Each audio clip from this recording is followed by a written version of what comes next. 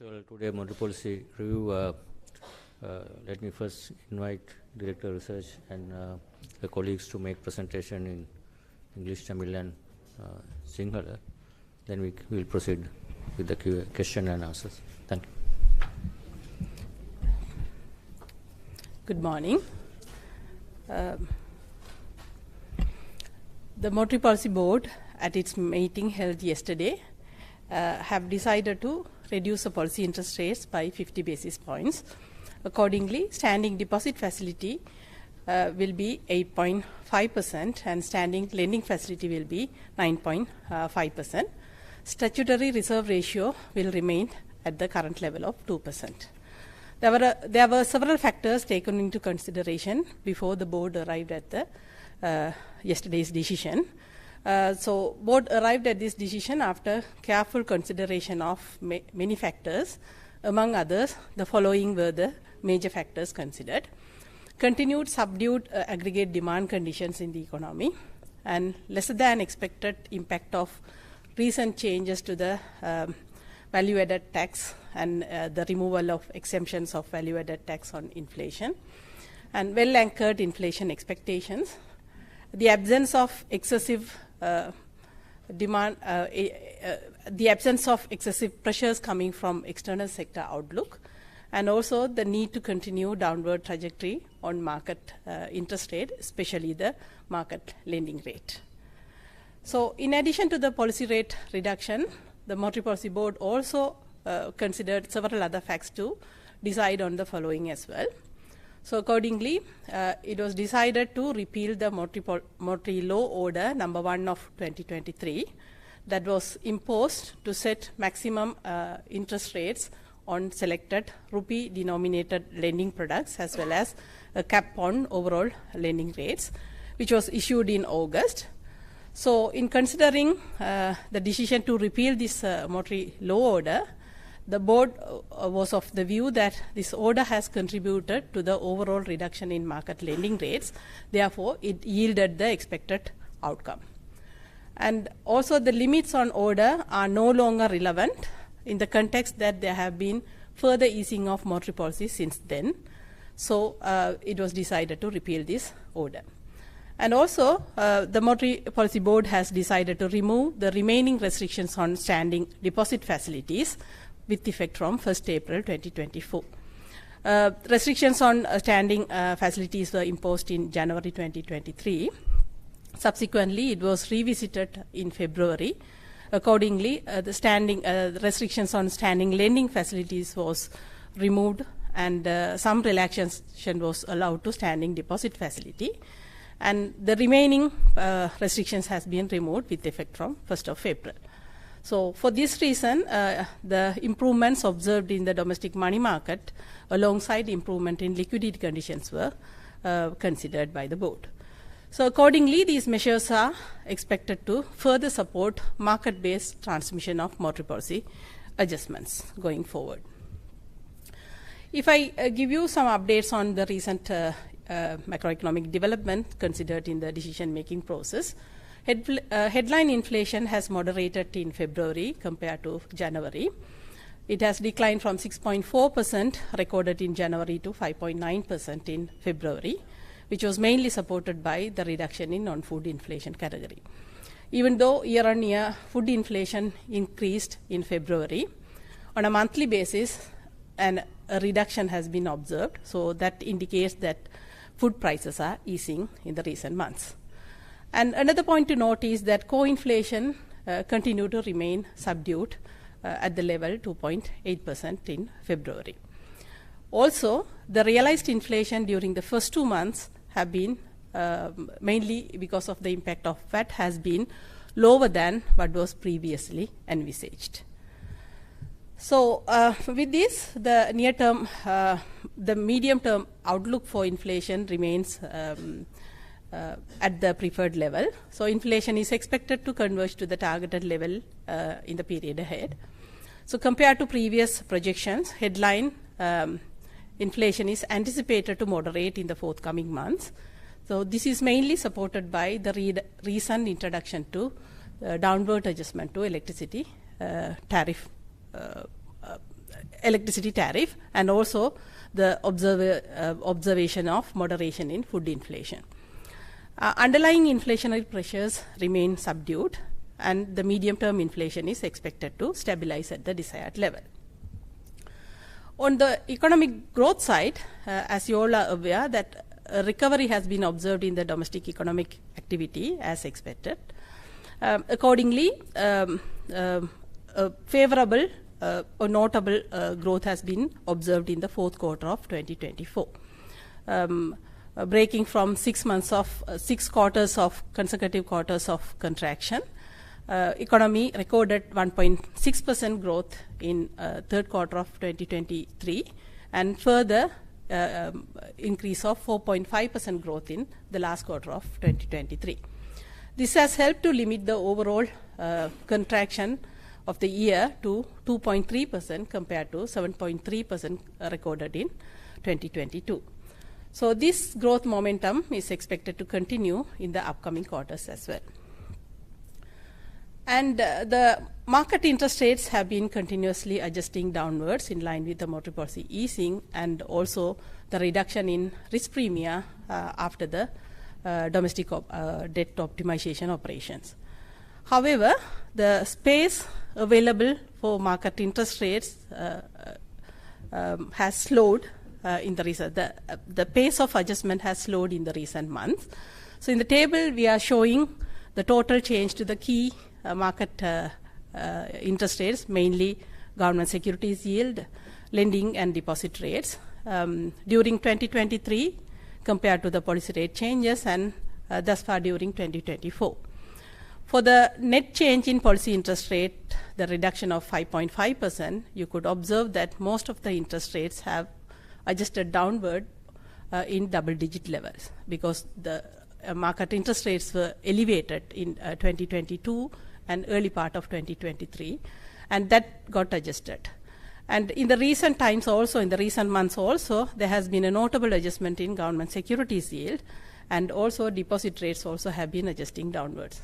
However, the adjustment observed in lending rates have slowed in the recent months. The accommodative monetary policy stance is expected to encourage continued expansion in credit to the private sector by the banking system. The credit extended by the banking system has unexpectedly contracted in January, which is partly due to the effect of exchange rate appreciation, and also the possibility of some post-festival settlements in January. Based on preliminary data available for February, we see a recovery in credit to a smaller extent. On the external sector side, merchandise trade deficit is estimated to have widened during first 2 months of 2024. Based on currently available provisional data for February, there has been an improvement in export performance, while the imports have declined compared to the level observed in January. However, both exports and imports recorded a growth compared to the year earlier. So accordingly, during the first 2 months, the merchandise trade deficit has narrowed to around 0.9 billion. So however, the trade in services, mainly the earnings from tourism, have recovered significantly with notable improvement in tourist arrivals, and workers' remittances also continues its momentum. So during the first 2 months, workers' remittances have recorded 964 million, and earnings from tourism have been recorded at 687 million, and the tourist arrivals momentum continues in March as well. The gross official reserves have improved notably in the last few months, which was mainly supported by notable net purchases of foreign exchange by the central bank from the market. And as you all are aware, that a staff level agreement has been reached between the authorities as well as authorities and the IMF staff team, and reflecting the favorable developments in the domestic forex market with increased inflows and constrained outflows, exchange rate show a continued appreciation trend. And so far this year, exchange rate has appreciated by over 6%. So considering all these factors, Monetary Policy Board has decided to reduce the policy interest rates and repeal the administrative measures taken to improve the monetary policy transmission and to and also to remove the restrictions imposed on the usage of standing facilities. The board is of the view that further easing of monetary policy stance would provide the required space for market interest rates, especially the lending rates, to adjust downward further. That would support continued expansion in credit to the private sector. The board also stressed that the need for all financial institutions to take swift measures to reduce market lending rates to ensure that the benefits of monetary policy easing is adequately passed to the businesses and household. Thank you. My colleagues Janaka Idrisinghe and Janagan Nagendran will do the briefing in Sinhala and Tamil. Thank you.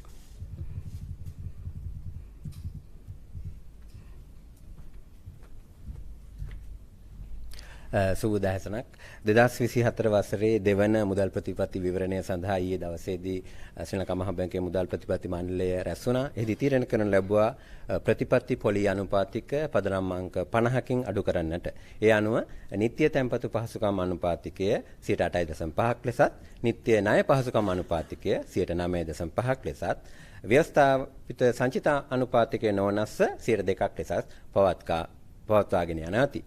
මෙම තීරණය ගැනීමේදී ශ්‍රී ලංකා මහා බැංකුවේ මුදල් ප්‍රතිපත්ති මණ්ඩලය විශේෂයෙන්ම අවධානයට ලක් කරපු කාරණා කිහිපයක් තියෙනවා. ඒ අතරින් මම කිහිපයක් ඔබට ඉදිරිපත් කරන්නම්. විශේෂයෙන්ම ආර්ථිකයේ ඉල්ලුම් තත්ත්වය තව දුරටත් අඛණ්ඩව අඩු තත්ත්වයක තමයි පවතින්නේ. ඒ වගේම තමයි බදු සංශෝධන ජනවාරි මාසයේ සිදු කරනු ලැබුවා. එහිදී අපි අපේක්ෂා කරපු මට්ටමේම උද්දමනකාරී බලපෑමක් ආර්ථිකයකට දකින්නට ලැබුණේ නැහැ. ඒ වගේම තමයි උද්දමන අපේක්ෂාවන් ඉතා හිතකර තත්වයක තවදුරටත් වෙළඳපොළ තුල පවතිනවා. ඒ වගේම විදේශාංශය යම් කිසි ආකාරයකට පසුගිය කාලයේදී විශේෂයෙන්ම 2022 කාලයේදී යම් අපිට අභියෝගාත්මක වුණත් වර්තමානයේ වෙන විට විදේශාංශයෙන් අපිට එළවන අභියෝගය අඩු තත්වයක තමයි පවතින්නේ. ඒ වගේම වෙළඳපොළ පොලි අනුපාතික තවදුරටත් අඩු මේ අවශ්‍යතාවයේ සලකා බලා තමයි ප්‍රධාන වශයෙන්ම මේ ප්‍රතිපත්ති පොලි අනුපාතික අඩු කරනු ලැබේ. මෙම ප්‍රතිපත්ති පොලි අනුපාතික තීරණ ගැනීම සමගම තවත් කාරණා දෙකක් මුදල් ප්‍රතිපත්ති මණ්ඩලය තීරණය කරනු ලැබුවා. 2023 අගෝස්තු මාසයේදී අපි නියාමන ක්‍රියාමාර්ග ගනු ලැබුවා ඉතා විශාල වශයෙන් පවතින පොලි අනුපාතික අඩු කිරීම සඳහා. එම නියාමන ක්‍රියාමාර්ග ගැනීමෙන් අනතුරු අවස්ථා දෙකකදී අපි දැනටමත් ප්‍රතිපත්ති පොලි අනුපාතික අඩු කරනු පැවතුනා මෙම ප්‍රතිපත්ති පොලි අනුපාතික අඩු කිරීමට පෙර. ඒ අනුව අද දිනේ සිට එම නියාමන ක්‍රියාමාර්ගය තවදුරටත් අහෝසි කිරීමට තීරණය කරන ලැබුවා. එන් කියවෙන්නේ වෙළඳපොළ පොලි අනුපාතික එම නියාමන ක්‍රියාමාර්ග හරහා අපි අඩු කර ප්‍රමාණයට වඩා අනාගතයේදී අඩු වීමේ අවශ්‍යතාවය. ඒ වගේම 2023 ජනවාරි මාසයේදී අපේ නිත්‍ය පහසුකම් ලබා ගැනීම සඳහා යම් කිසි සීමාවන් පනවනු ලැබුවා වාණිජ්‍ය බැංකුවලට.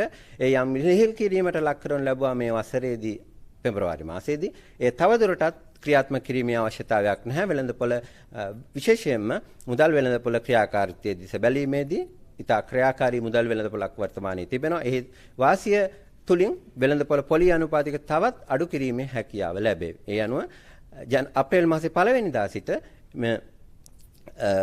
නිත්‍ය පහසුකම් සඳහා පැවති සීමාවනුත් අපි ඉවත් කරනු ලබනවා. උද්දමනයේ දිස බැලීමේදී විශේෂයෙන්ම පෙබරවාරි මාසයේදී 5.9ක් ලෙස තමයි මතුපිට උද්දමනයේ සඳහන් වුණේ. අපි මේ වසරකට පෙර 50ක පැවති උද්දමනයක් තමයි පෙබරවාරි මාසයේදී 5.9ක් ලෙස වාර්තා වන්නේ. සමස්තයක් විදිහට ආහාර උද්දමනය යම් කිසි පහුගිය කාලය පුරාට වැඩි වුණු ආහාර උද්දමනය වාර්ෂික පදනම් මත අඩුවීමකට ලක් වෙලා තිබෙනවා. ඒ වගේම මයි පෙර කිව්ව විදිහටම වැට් සංශෝධනය හරහා අපි බලාපොරොත්තු වෙන්නේ අපේක්ෂා කර උද්දමනකාරී වැඩිවීමක් එලෙසින්ම සිදු වුණේ නැහැ. එය වර්තමාන උද්දමන තත්ත්වය තුළින් තවදුරටත් නිරූපණය වෙනවා. ඒ වගේම ආර්ථිකයේ යටිදරි උද්දමනය කෝ ඉන්ෆ්ලේෂන් එක 2.8ක අඩු මට්ටමක තමයි තවදුරටත් පවතින්නේ. උද්දමන ඉදිරිය ගැන සාකච්ඡා කිරීමේදී විශේෂයෙන්ම වර්තමානයේ අඩු උද්දමන අපි ශ්‍රී ලංකා මහා බැංකුව නම්‍යශීලී උද්දමන ඉලක්කරණ රාමුවක් යටතේ 5% උද්දමන ඉලක්කයක් ළඟා කර ගැනීමයි අරමුණු කරන්නේ. ඒ සඳහා අපිට මැදි කාලයේදී අපි ඉලක්කය ළඟා කර ගැනීමට හැකි වාතාවරණයක් අපිට දක්නට ලැබෙනවා. විශේෂයෙන්ම ආර්ථිකයේ අඩු ඉල්ලුම් තත්ත්වයක් පවතීම තවදුරටත් හේතු වෙනවා. ආර්ථික වර්ධනය දෙස බැලීමේදී 2022 වසරේ 7.3කින් සංකෝචනය වුණු ශ්‍රී ලංකා ආර්ථිකය 2023 වසරේදී 2.3ක අඩු සංකෝචනයක් තමයි වාර්තා කිරීමට ලැබුවේ. ප්‍රධාන වශයෙන්ම 2023 වසරේ පළවෙනි භාගයේදී ඉතා ඉහළ සංකෝචන ඍණ ආර්ථික වර්ධනයක් වාර්තා කරත් 2023 වසරේ දෙවන භාගයේදී 3 සහ 4 වෙනි කාර්තුවේදී 1.6ක් සහ 4.5ක් ලෙස ධන ආර්ථික වර්ධනයක් වාර්තා කිරීම හේතුවෙන් ඍණ ආර්ථික වර්ධනය 2.3ක් විද සීමා කිරීමට හැකියාව ලැබුණා. අපි බලාපොරොත්තු වෙනවා මේ ධන ආර්ථික වර්ධනය ඉදිරි කාලය තුලත් මෙලෙසම ක්‍රියාත්මක වේවි කියලා. වෙළඳපොළ පොලි අනුපාතික පහුගිය කාලය පුරාවටම අඛණ්ඩව අඩු වෙමින් පැවතුණා.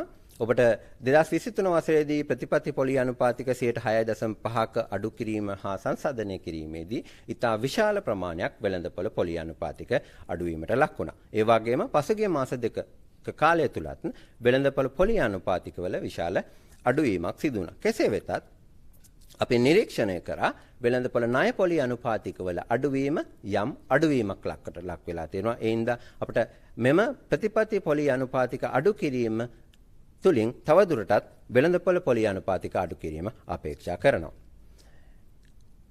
ශ්‍රී ලංකා මහා බැංකුව ලිහිල් මුදල් ප්‍රතිපත්තියක් ක්‍රියාත්මක කිරීම තුළ වෙළඳපොළට ආර්ථිකයට අවශ්‍ය ආර්ථික ක්‍රියාකාරීත්වය සඳහා ණය ලබා ගැනීමේ හැකියාව තවත් වර්ධනය වේවි. අපි පසුගිය කාලය පුරාවටම ධන ණය ප්‍රසාරණයක් වාර්තා කළා. කෙසේ වෙතත් ජනවාරි මාසයේදී අපේක්ෂා නොකළ බිලියන 50කට ආසන්න ණය සංකෝචනයක් වාර්තා කරා. අපි බලාපොරොත්තු එකට ඊට පෙර මාසයේ දෙසැම්බර් මාසයේදී බිලියන 100 ඉක්මවූ ණය ප්‍රසාරණයක් ආර්ථිකය තුළ තිබුණා. නමුත් පෙබරවාරි මාසයේදී අපි බලාපොරොත්තු වුණු ආකාරයට වඩා අඩු වුණත් යම්කිසි ආකාරයක ණය ප්‍රසාරණයක් ලක් වෙලා තිබෙනවා. පොලි අනුපාතික අඩු කිරීම හේතුවෙන් ආර්ථිකයට අවශ්‍ය ණය ප්‍රමාණය ඉදිරියේදී ළඟා කර ගැනීමේ හැකියාව ලැබේවි. විදේශාංශයේ දෙස සලකා බැලීමේදී 2010න් පසුව වාර්තා වූ අවම වෙළඳ හිගය අපිට ගිය අවුරුද්දේ වාර්තා වුණා බිලියන 4.9ක් ලෙස. පළවෙනි මාස දෙක තුල මිලියන 900කට ආසන්න වෙළඳ හිගයක් ලෙසයි සටහන් වුණේ. ආනයන වල අඩුවීමක් අපි නිරීක්ෂණය කරන්න ලැබුණා. ඒ වගේම අපනයනව බිලියන 1 ආසන්න ප්‍රමාණයේ මාසික ආදායමක් ලබා ගනිමින් පවතිනවා. විදේශාංශයේ ප්‍රධාන වශයෙන්ම විදේශ ප්‍රේෂණ සහ සංචාරක ඉපයීම් ඉතා ඉහළ හොඳ තත්වයක තමයි පවතින්නේ. විදේශ ප්‍රේෂණ තුලින් මේ දක්වා මේ වසරේ මේ මාස දෙක කාලය තුල මිලියන 964ක ප්‍රමාණයක් රටට ලැබිලා තිබෙනවා. ඒ වගේම සංචාරක ඉපයීම් මිලියන ලක්ෂ 2 ඉක්මවූ මාසික සංචාරකයන් ප්‍රමාණය ලංකාවට මේ වන විට පැමිණීමෙන් පවතිනවා. ෆෝබ්ස් සංග්‍රහව හරහා 2024 ශ්‍රී ලංකාව සංචාරක ඩෙස්ටිනේෂන් එකක් විදිහින් නම් කරලා තිබෙනවා. ඒ අනුව බලාපොරොත්තු වන ඉහළ සංචාරක ඉපයීම් ප්‍රමාණයක් අපිට ළඟා කර ගැනීමට හැකියාව ලැබේවි. දල නිල සංචිත ප්‍රමාණය 2024 පෙබරවාරි මාසයේ වෙනට බිලියන 4.5ක් ලෙසයි සඳහන් වෙන්නේ. ශ්‍රී ලංකා මහා බැංකුවට හැකියාව ලැබුණා. දේශීය විදේශ වෙළඳපොළෙන් ඉතා විශාල ප්‍රමාණයක් විදේශ විනිමය මිලදී ගැනීමට. ඒ ප්‍රතිඵලයක් ලෙස විනිමය අනුපාතකයේ අපට හැකියාව ලැබුණා ඉතා ස්ථායී තත්ත්වයක පවත්වාගෙන යාමට 2023 වසරේ 12.1ක අති ප්‍රමාණයකට ලක් වුණු ශ්‍රී ලංකා රුපියල 2024 මේ දක්වාත් 6.7ක අති ප්‍රමාණයකට ලක් වෙලා තිබෙනවා. පසුගිය සතියේ අවසන් වුණු ජාත්‍යන්තර මූල්‍ය අරමුදලේ සාකච්ඡා සමගම ශ්‍රී ලංකාව නිලධාරීන්ට හැකියාව ලැබුණා සාකච්ඡා අවසන් කරන්නට නිලධාරී මණ්ඩලයේ එකගතාව සමගි. ඒ අනුව මෙම ඉහත කිරි සාකච්ඡා කරන ලද සියලු කාරණා සලකා බලා ශ්‍රී ලංකා මහා බැංකුවේ මුදල් ප්‍රතිපත්ති මණ්ඩලය තීරණය කරන ලැබුවේ ප්‍රතිපත්ති පොලි අනුපාතකයේ තවදුරටත් 0.5කින් අඩු කරන්නට ප්‍රතිපත්ති පොලිය අනුපාතික ඒ අනුව නිත්‍ය තැන්පතු පහසුකම් අනුපාතයේ 8.5ක් ලෙසත් නිත්‍ය ණය පහසුකම් අනුපාතිකයේ 9.5ක් ලෙසත් පවතිනවා. ඊට අමතරව නියාමන ක්‍රියාමාර්ග සඳහා තිබූ ක්‍රියාමාර්ග ඉවත් කරනු ලැබුවා. මෙතුලින් ශ්‍රී ලංකා මහා බැංකුවේ මුදල් ප්‍රතිපත්ති මණ්ඩලය අපේක්ෂා කරනවා තව දුරටත් ඉතා කඩිනමින්ම මෙම ප්‍රතිපත්ති ක්‍රියාමාර්ගවල වාසිය වෙළඳපොළ පොලි අනුපාතික හරහා ආර්ථිකයට ළඟා කරගත යුතුයි කියලා. ඒ සඳහා ශ්‍රී ලංකා මහා බැංකුව සමීනව අපි වෙළඳපොළ මූල්‍ය ආයතන තම පොලි අනුපාතික අඩු කරනු ඇතැයි බලාපොරොත්තු වෙනවා.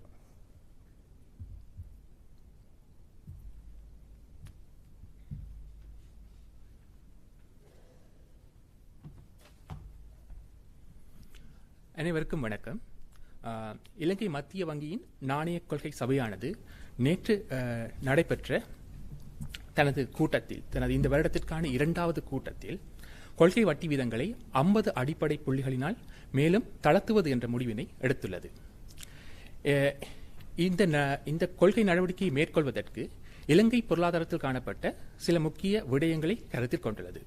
அவையாவன குறைவடைந்த மொத்த கேள்வி நிலைமைகள், எதிர்பார்த்ததிலும் குறைவடைந்து காணப்பட்ட வரி சீர்திருத்தங்களின் மூலமான பணவீக்கத்தின் மீதான தாக்கங்கள், வெளிநாட்டுத் துறையில் காணப்படாத எதிர்பாராத அழுத்தங்கள், உறுதிப்படுத்தப்பட்ட பணவீக்க எதிர்பார்ப்புகள் போன்றன கருத்தில் கொள்ளப்பட்டன. அந்த வகையிலே துணைநிலை வைப்பு வசதி வீதம் 8.5%, துணைநிலை கடன் வசதி வழங்கல் வீதங்கள் 9.5%க்கும் குறைவடையப்பட்டது. மேலும் நிதி ஒதுக்கு வீதம் 2% புள்ளியினால் பேணப்பட்டது. மேலும் நாணய கொள்கை சபையானது 2023ஆம் ஆண்டின் நாணய விதி சட்டத்தின் ஆணை ஒன்றினை ரத்து செய்தும் துணைநிலை வைப்பு வசதி மீதமுள்ள தடையை நீக்கவும் தீர்மானித்துள்ளது. இந்த நடவடிக்கைகள் சந்தை அடிப்படையிலான நாணய கொள்கை மாற்றங்களை மேலும் ஆதரவு அளிக்கும் என எதிர்பார்க்கப்படுகின்றது. அந்த வகையில் இந்த கொள்கை தீர்மானத்தினை மேற்கொள்வதற்காக நாணய கொள்கை சபையானது பல்வேறு உள்நாட்டு மற்றும் வெளிநாட்டு அபிவிருத்திகளை கவனத்தில் கொண்டுள்ளது. அவை தொடர்பான ஒரு சிறிய விளக்கத்தினை நாம் தற்பொழுது பார்க்கலாம். அவ்வகையிலே முதன்மை பணவீக்கத்தினை பொறுத்த மட்டில் உணவுப் பொருட்களில் விலைகளில் ஏற்பட்ட விலை தளர்த்தலை பிரதிபலித்து ஒரு சிறிய வீழ்ச்சியினை பிப்ரவரி மாதத்தில் பதிவு செய்தது. எனவும் கேள்வி அழுத்தங்களை பிரதிபலிக்கின்ற மைய பணவீக்கமானது தொடர்ந்தும் மந்தமான மட்டத்திலே காணப்பட்டது.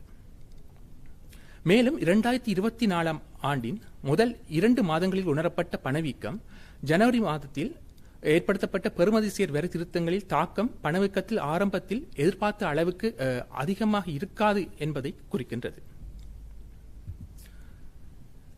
அதேவேளை பணவீக்கம் தொடர்பான எதிர்கால தோற்றப்பாட்டை நாம் அவதானிக்கையில் அது முந்தைய கணிப்புகளுடன் ஒப்பிடும் பொழுது வரவிருக்கும் மாதங்களில் மிதமாக இருக்கும் என எதிர்பார்க்கப்படுகின்றது. சமீபத்தில் மின்சார கட்டண குறைப்பு மற்றும் உணவுப் பொருட்களின் விலைகளின் மிதமடைதல் என்பவற்றால் பெறுமதி சேர் வரி சீர்திருத்தங்கள் விளைவுகள் ஓரளவு ஈடு செய்யப்படும் என எதிர்பார்க்கப்படுகின்றது. எனினும் பொருத்தமான கொள்கை நடவடிக்கைகளால் ஆதரவளிக்கப்பட்டு எதிர்காலத்தில் பணவீக்கம் இலங்கை மத்திய வங்கியினால் எதிர்பார்க்கப்படும் மட்டத்திலே பேணப்படும் என்பதை எதிர்பார்க்கப்படுகின்றது. முன்னேற்றம் கண்ட உள்நாட்டு பொருளாதார நடவடிக்கையானது நடுத்தர காலத்தில் நீடித்து நிலைத்திருக்கும் என எதிர்பார்க்கப்படுகிறது. பொருளாதாரமானது 2023ஆம் 4ஆம் காலாண்டில் 4.5% புள்ளிகளினால் ஒரு பாரிய வளர்ச்சியினை பதிவு செய்திருந்தது.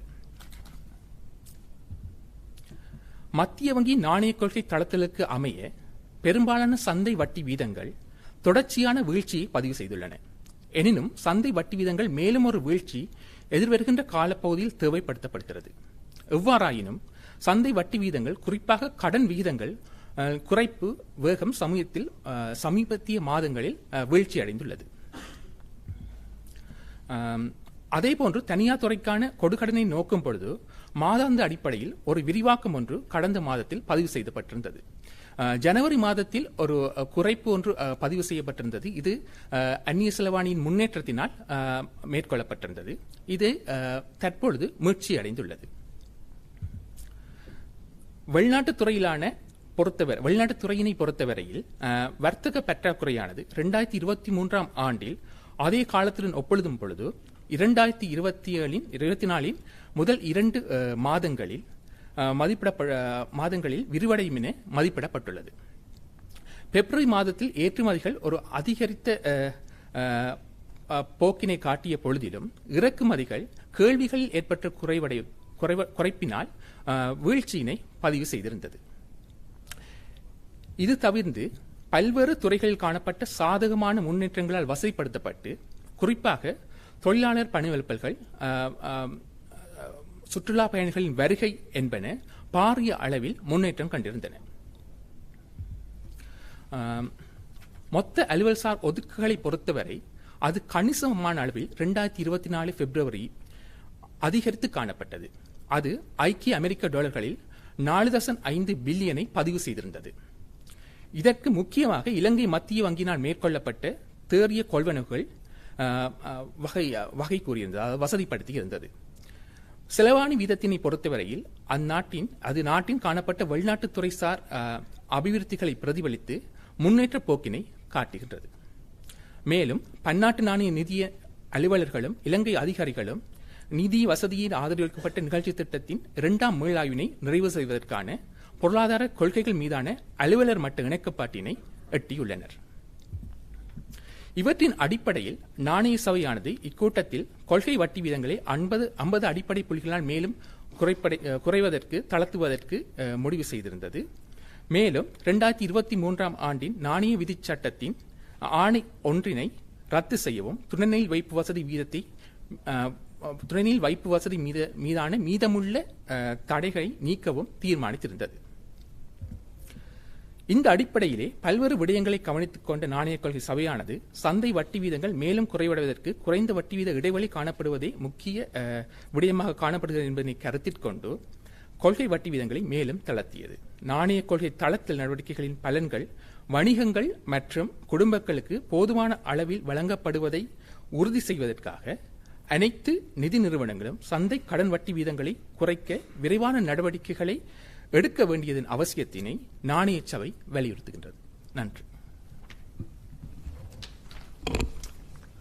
බොහොම ස්තුතියි ප්‍රශ්න ලබා ගන්න පෙර කෙටියෙන් විශේෂයෙන් මේ මුදල් ප්‍රතිපත්තියේ අපේ පොලි අනුපාතය මහ බැංකුවේ පොලි අනුපාතය අඩු කිරීම සම්බන්ධයෙන් විශේෂයෙන් ඒ කරුණු සලකා බලා basis point 50කින් අඩු කරලා තියෙනවාද? එතකොට අපි ඊළඟට අනිකුත් වැදගත් දේ තමයි මුදල් නීති පනත යටතේ අගෝස්තු මාසයේ ඒ කියපු නියෝගය යටතේ උපරිම පොලි අනුපාත සහ පොලි අනුපාත කොතරම් අඩු විය යුතුද කියලා බැංකු පද්ධතියේ නියෝගයක් අපි නිකුත් කරලා තිබ්බා. ඒ නියෝගය අනුව දැනටමත් ඒකට වඩා පල්ලෙහා මට්ටමට පොලි අනුපාත පහත් වෙලා තියෙන නිසා මුදල් මණ්ඩලය තීරණය කරා ඒක දැන් ඒතරම් වළංගු වෙන්නේ නැහැ. හේතුව ඊට වඩා අඩු වෙච්ච නිසා විශේෂයෙන් අනිකුත් පොලි අනුපාතයේ නියෝගය යටතේ ඒක නිසා ඒක ඉවත් කරන්න තීරණය කරා. ඒකෙන් හැබැයි අදහස් කරන්නේ තව පොලි අනුපාත ඉවත් කිරීමෙන් හේතුව ඒ තියෙන නියෝගය යටතේ තියෙන පොලි අනුපාත දැන් වළංගු නැහැ. ඊට වඩා අඩු වෙන්න ඕන. ඒක තමයි ප්‍රධාන අදහස. විශේෂයෙන් අගෝස්තු මාසයේ ඔබ හැමෝටම මතක ඇති ඒක නිකුත් කරන වෙලාවේ මම හිතන්නේ 250ක් basis point සමහර පොලි අනුපාත average weighted lending rate එක සහ තව 100ක් දෙසැම්බර් මාස වෙනකොට ඊට පස්සේ තව 200කින් අපි අඩු කරලා ප්‍රතිපත්ති පොලි අනුපාතය අද 50කින් 250ක් අඩු කරලා දෙනවා. ඒ කියන්නේ වෙළඳපොළ පොලි අනුපාත තව දුරටත් පල්ලෙහාට වෙන්න අවකාශය තියෙනවා. අපි ඒක නිසා මේක ඉවත් කරාම බැංකු වලට ලැබලා පරතු වෙනවා වෙළඳපොළ පොලි අනුපාතය තව දුරටත් අපේ ප්‍රතිපත්ති පොලි අනුපාතයත් එක්ක ගැළපෙන ආකාරයට අඩු වෙයි කියලා.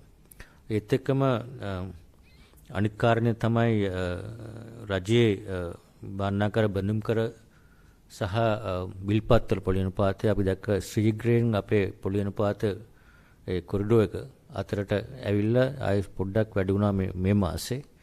ඒකට එක හේතුවක් වුණේ මාර්තු මාස තමයි මම හිතන්නේ ඉතිහාසයේ වැඩිම බඳුම් කර සහ බිල්පත් නිකුතුව වෙළඳපොළෙන් ලබා ගත්ත නිසා යම් කිසි ආකාරයක අර අඩු මට්ටමට ඇවිල්ලා ශීඝ්‍රයෙන් පොඩි වැඩිවීමක් වුණා. ඒතකොට ඉදිරියට යනකොට මම හිතන්නේ ඒ වගේ බැඳුම් කර බැලුව ඉස්සරහට තියෙනවා එහෙම විශාල රජයේ ලිමක් පවතින එකක් නෑ. යනුව අපි බලාපොරොත්තු වෙන නැවතත් මේ පොලි අනුපාත අඩුවීමත් එක්ක බණ්ඩාගර බිල් පාසා බැඳුම් කරවලත් ඒ සම්බන්ධව අඩුවේ කියලා ඒ සමාන්තරව ඒත් එක්කම වෙළඳපොළ පොලි අනුපාතය AWPR දැන්ටම 11.4ට අරලා තියෙනවා. ඒක අනිකුත් SME lending වලට තවදුරටත් අඩු වෙන අවකාශ තියෙනවා. අපි බලාපොරොත්තු වෙනවා තව අඩු වෙයි කියලා. ඊට අමතරව අනිත් එක තමයි අපි අර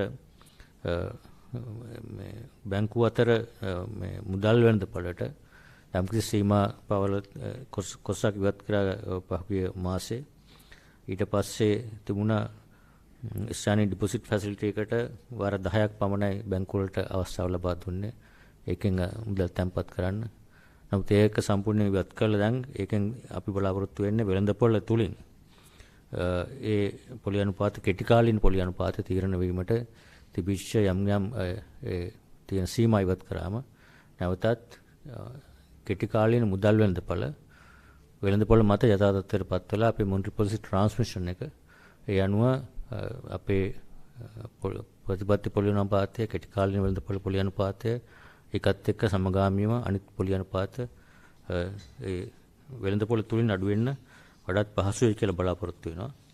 ඒත් එක්කම අනිකුත් විශේෂකාරණ තමයි අපේ විදේශ විනිමය වෙළඳපොළ තුල විශාල වශයෙන් ලැබීම් පවතින නිසා අපිට පුළුවන් වෙලා තියෙනවා සංචිත බලාපොරොත්තු වුණාට වඩා වැඩි වශයෙන් ගොඩනගැනීමට. ඒත් එක්කම යම්කිසි ආකාරයක වෙළඳපොළ ඉල්ලුම සහ සැපයීම මත යම්කිසි ආකාරයක රුපියලයේ වැඩිවීමක් ක්‍රමානුකූලව පවතිනවා. නමුත් අපි මැදිහත් වීම තුලින් අපි සංචිත ගොඩනගාගීම තුලින් යම්කිසි ආකාරයක ඒක ක්‍රමානුකූලව විශාල උච්චාවචන ලක් නොවේ කරගෙන යනවා. ඉතින් ඒ අනුව අපි බැලුවාම හැම පැත්තෙම ඊටාම සුබදායක විදියට ආර්ථික යථා තත්ත්වයටපත් වෙන ලකුණු පෙන්වන විශේෂයෙන් ආර්ථික වර්ධනය පහුගිය කාර්තුව 4.5 අපි හිතුවට වඩා විශාල වර්ධනයක්. අපි බලාපොරොත්තු ඒක දිගටම ඒ ආකාරයට පවතී. ඒ වගේම අඩු වෙන පොලි අනුපාතය සමග බලාපොරොත්තු වෙන බැංකු පද්ධතිය තුලින් ඒ ණය ලබා දීම ප්‍රයිවට් සෙක්ටර් ක්‍රෙඩිට් කියන එක ඒ වැඩිවීමේ වර්ධනය දිගටම පහුගිය මාස 6 තුල ධනපත්තර ආපේක දිගටම ජනවාරි මාසේ පොඩ්ඩක් අඩුවීමක් තිබුණා. නමුත් පෙබරවාරි මාසෙම දිගටම තවදුරටත් වැඩි වෙලා ආර්ථිකයේ තාතත්තට පත්වීමේ ක්‍රියාවලිය මේ විදිහට යයි කියලා බලාපොරොත්තු වෙනවා. ඉතින් ඒක තමයි කෙටියෙන් සඳහන් කරන්න තියෙන්නේ. ඊට අමතරව මතන සියලුම කරුණු තාක්ෂණික කරුණුවත් කරා මොන හරි ප්‍රශ්න සහ කමෙන්ට් තියෙනවා නම් ඒක උත්තර කරන්න පුළුවන්.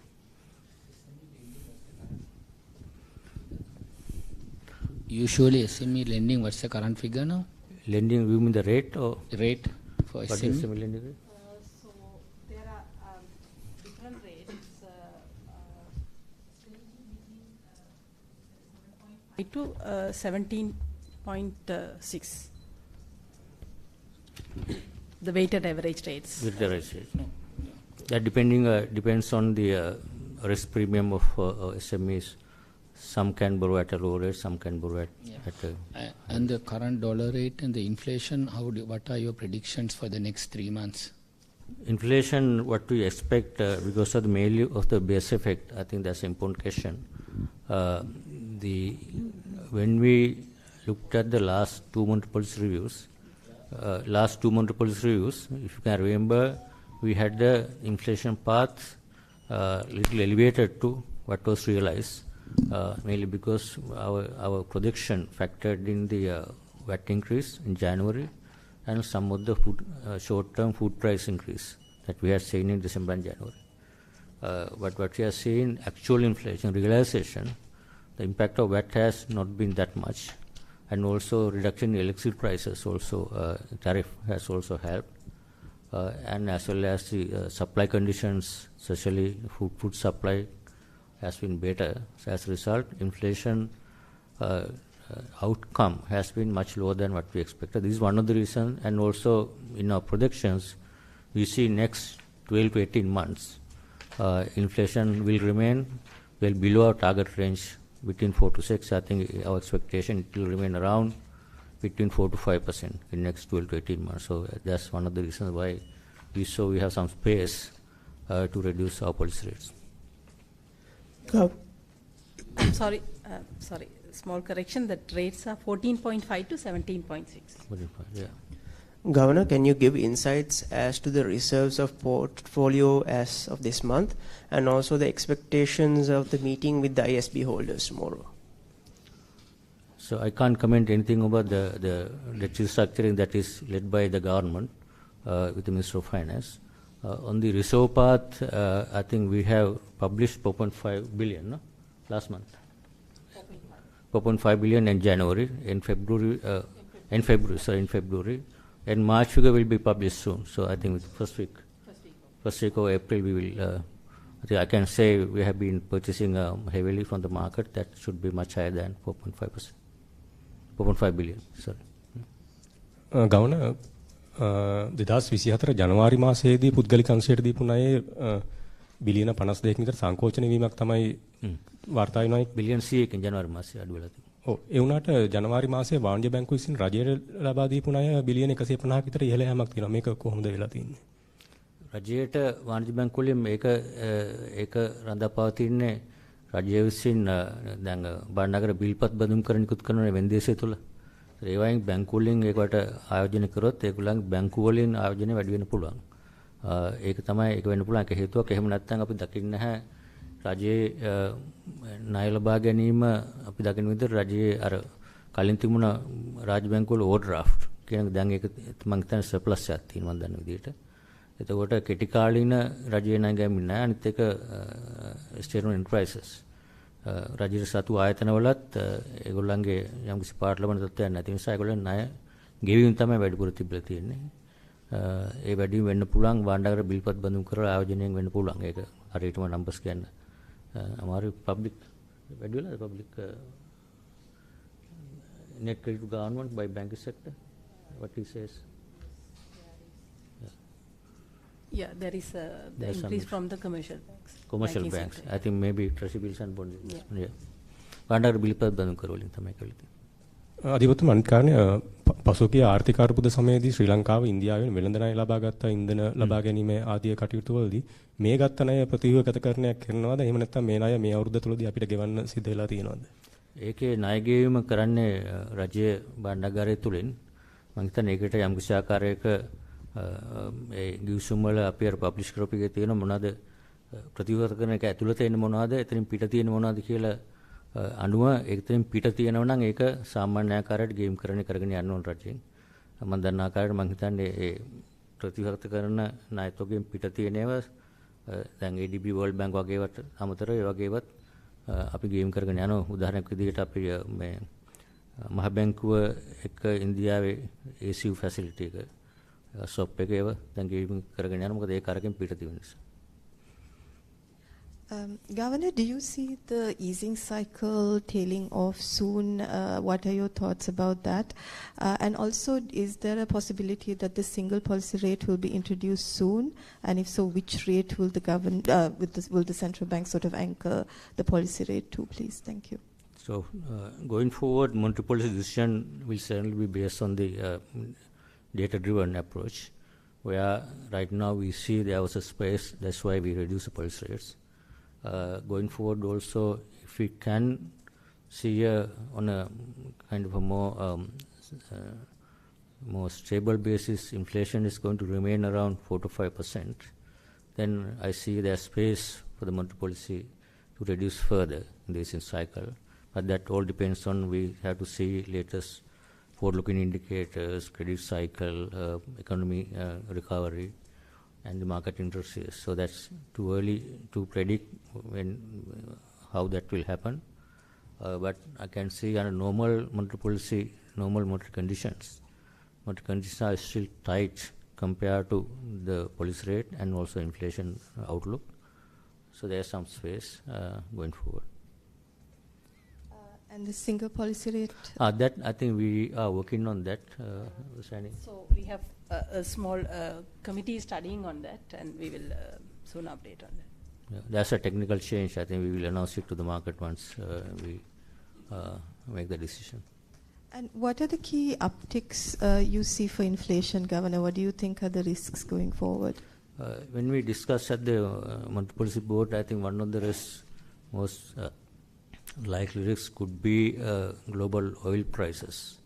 So there are uncertainties in terms of projections where oil prices would basically realize. I think there are different projections. I think if that goes up, obviously still have impact on the cost recovery price in both electricity and price.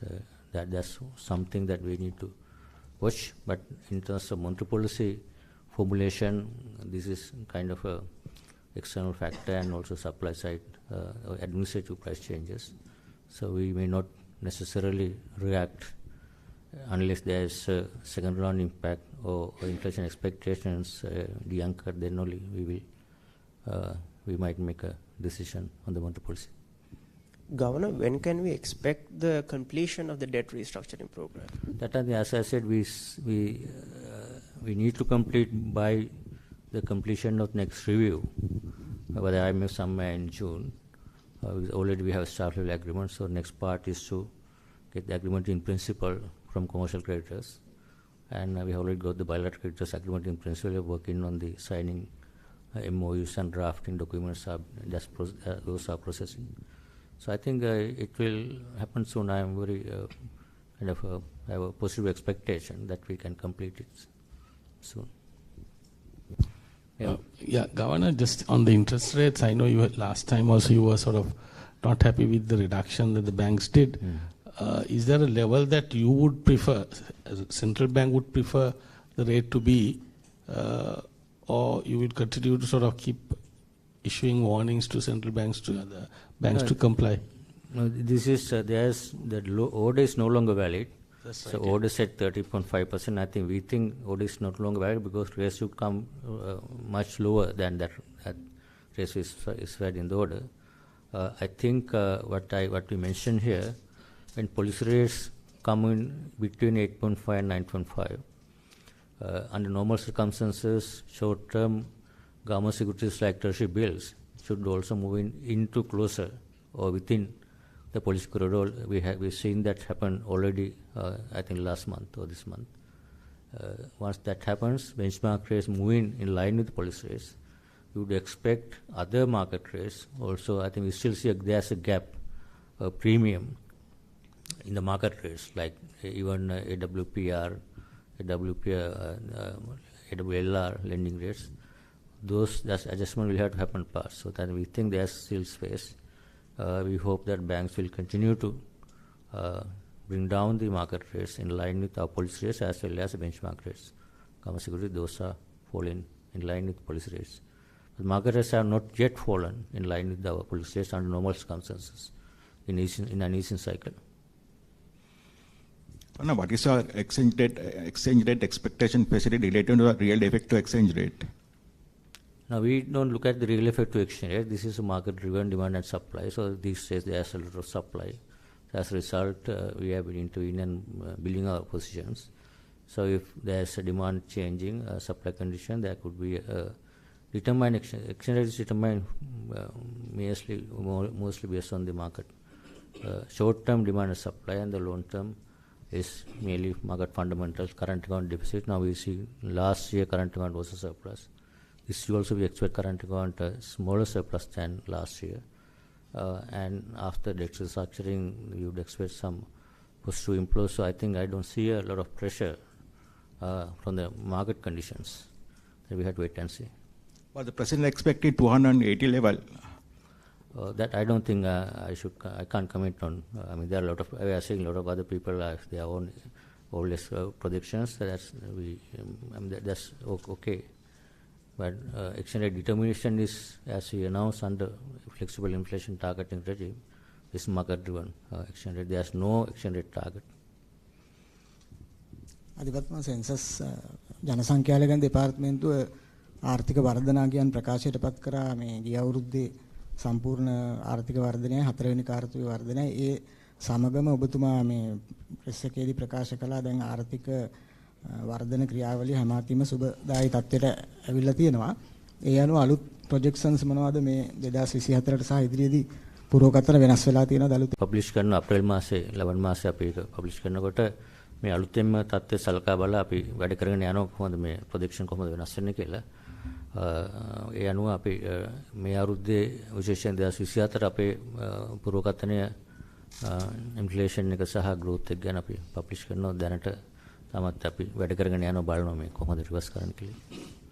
අධිපතිතුමා annual report එකේ ආකෘතිය වෙනසක් වෙනවද අලුත් පනතත් එක්ක ආකෘතිය මේ publish වෙන ආකාරය මෙච්චර කල් පබ්ලිෂ් වෙච්ච ඒකේ යම්කිසි වෙනසක් වෙනවා. විශේෂ හොඳයි ප්‍රශ්න අහපු එක. මොකද මේ අලුත් පනත යටතේ මහා බැංකුවේ මුල්‍ය වාර්තාව කියන්නේ ෆයිනෑන්ෂල් ස්ටේට්මන්ට්ස් වෙනම පබ්ලිෂ් කරන්න ආරම්භ. අපි කලින් තිබුණේ පනත යටතේ ආර්ථිකීය විශ්ලේෂණය සහ අපේ මේ ෆයිනෑන්ෂල් ස්ටේට්මන්ට් මුල්‍ය ප්‍රකාශකයත් සහ ඒක විස්තර එකම පබ්ලිකේෂන් එකකට ගියේ.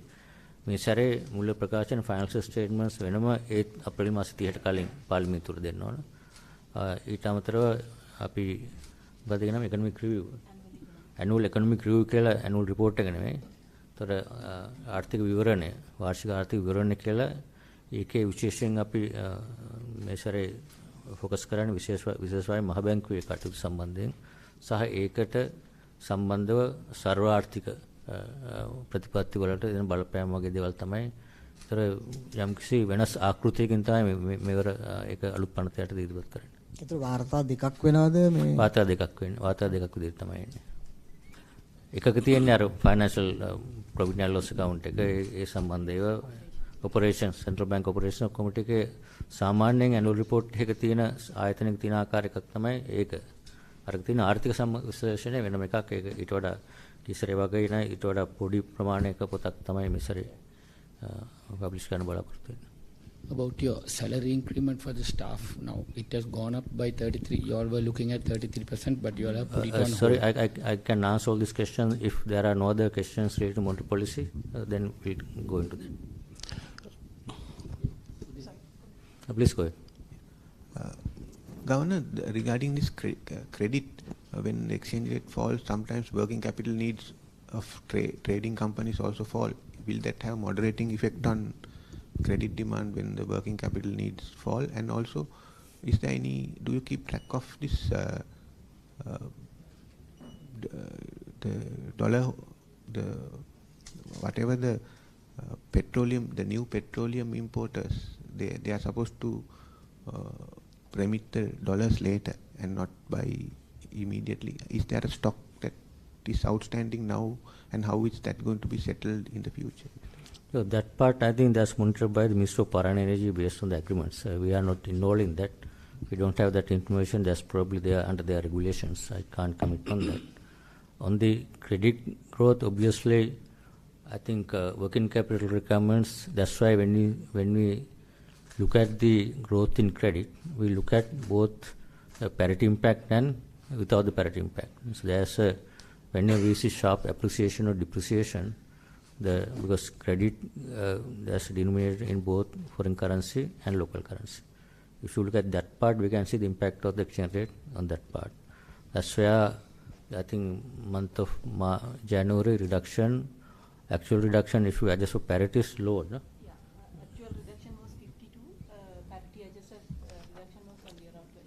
24. Likewise, we look at even increase. There are adjustment in terms of parity adjustment as well as the rupee denominated. Okay, that we monitor that. So obviously it will have impact. But what we see, there are no sharp adjustments over a period of time that may not create a significant difference like we had in 2022 when sharp appreciation of this had a significant impact on that. Governor, in February, the central bank purchased about $250 million from the market, but gross reserves have only increased by about $21 million. What is the reason for this, please? There are certain reserve payments, so government is continually servicing the ADB World Bank debt loans, as well as central bank servicing this SU liabilities, those loans. Plus, as someone mentioned, anything outside the perimeter, government servicing all the reserves. These service payments are also going through the reserves. Even after that, that's why it increases more last month. And also, Governor, even though the central bank is doing dollar purchases, rupee liquidity hasn't improved significantly. Any reason for this, please? Rupee liquidity has deposit is lower, but what we see currency in circulation is higher now, is getting increased. When currency going out of the system, that creates a liquidity deficit in the market. That's the key main reason of liquidity deficit happening right now because of the larger currency in circulation. I think we see that's happening usually during the March towards April. That happens. So what we going to see that currency circulation will be increasing until mid-April. Then it will come back. So that will change the liquidity situation short term. Yeah, other parties, central bank T-bill maturities, we are maturing whatever our T-bill stocks and maintain net to government target. So that also have some impact, small impact. Governor, contrary to your own cautioning, government went ahead with the suspension of the temporary suspension of the Parate action. What is your stand as an independent organization? We obviously, our position is that this is not good for credit supply, even to the MSME, SME, because if the banks see there are some restriction for them to recover the money they have lent out to depositors, they will be reluctant to lend for new lenders, or their price or interest rates will have some premium for the inability to recover. They will be much more cautious. That's why our position has been that debt recovery process should be improved further without suspending. But obviously government has taken a decision to suspend only for 6 months. I don't think that will have a significant impact, hopefully. So that's why we are basically pushing banks to bring down interest rates and supply more credit. And also I think the legislation, banks have some leeway for them to go to the courts and do the recovery actions. So hopefully that will be a temporary situation.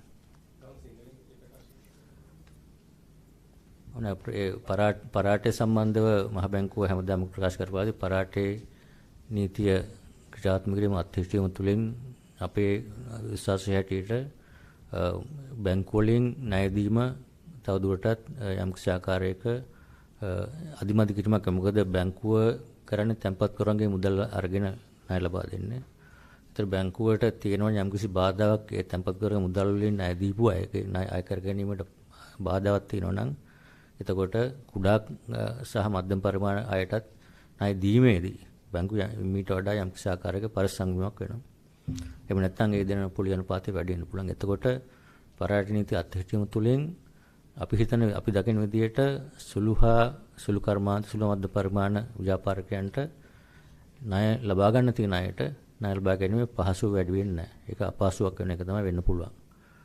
මොකද මේ තැන්පත්කරුවන්ගේ මුදල් වලින් ණය ලබා දෙන ඒක අය කර ගැනීමට බැංකුව වලට වගකීමක් තියෙනවා. අපේ මහ බැංකුවේ ප්‍රතිපත්ති විදිහට බැංකු පද්ධතිය ස්ථාපිත කර ගැනීම සහ තැන්පත්කරුවන්ගේ මුදල් වලට ආරක්ෂාව තමයි විශේෂයෙන් අපේ වගකීම. ඒ අනුව ඒ ක්‍රියාවලිය තුළින් අපි හිතන්නේ යම්කිසි ආකාරයක සුළු හා මධ්‍යම පරිමාණ කර්මාන්ත ණය ලබා ගැනීමේ අපහසුතාවය සහ ඒකට තියෙන පොලිය වැඩි වීමේ දෙයක් වෙන්න පුළුවන්. නමුත් අපි බැංකුව වලට ඉල්ලා සිටින්නේ මේ කෙටි කාලින දෙයක් රජය විසින් මාස 6කට පමණ කරලා තියෙන නිසා ඒ ගැන සලකන්නේ නැතුව කෙටි කාලින ඒක පාලනය කරගෙන පුළුවන් තරම් අඩු පොලියට සහ ඒ අනුව සුළු හා මධ්‍යම කර්මාන්ත කරවස් හැමෝටම ඒ ණය ලබා දීම දැන් ණය ප්‍රයිවට් සෙක්ටර් ක්‍රෙඩිට් වැඩි වෙනවා ඉදිරියට ඒ වැඩි වීම දිගටම කරගෙන යන්න කියලා. ඊට අමතරව අපි අත් වශයෙන්ම දැන් නිකුත් කරනවා ලබන සතියේ විතර අර කලින් අර මේ බිස්නස් රිකවරි යුනිට්ස් කියලා අපි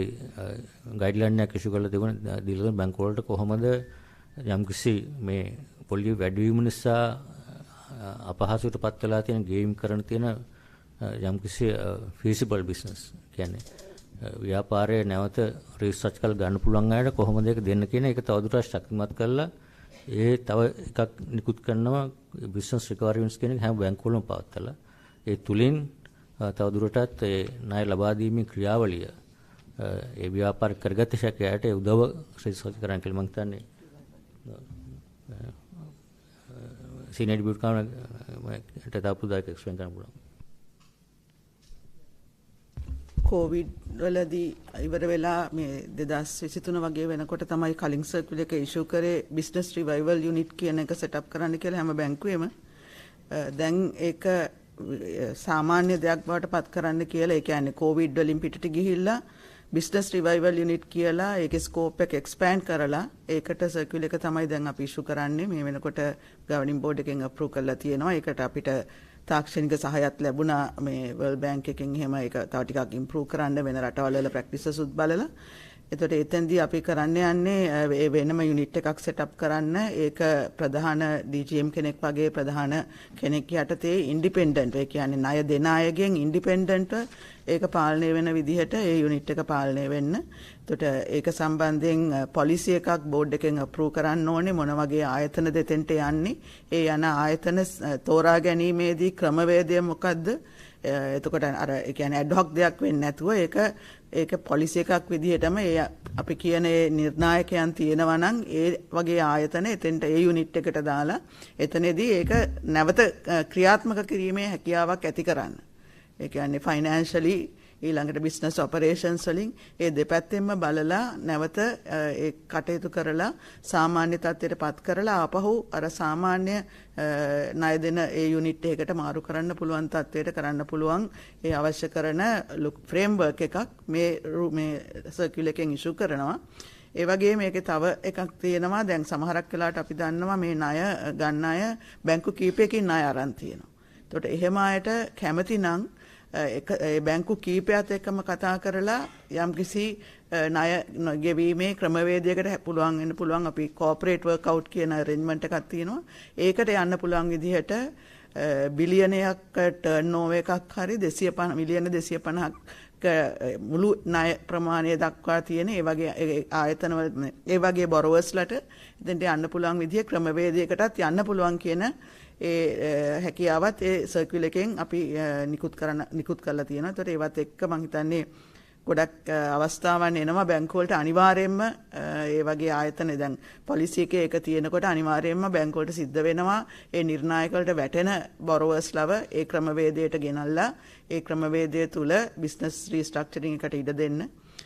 ඊට අමතරව දැන් මේ වෙනකොට අපි අර මේ secure transaction register කියන ඇක්ට් එකත් පාස් වෙලා තියෙනවා. ඒකෙන් කරන්නේ movable assets අරගෙන ඒ assets සම්බන්ධයෙන් database එකක් දීලා එතකොට බැංකු වලට පුළුවන් ඒ assets තව use කරලා ගොඩක් වෙලාට අපිට SME ලට land වගේ properties වගේ ව නැහැ.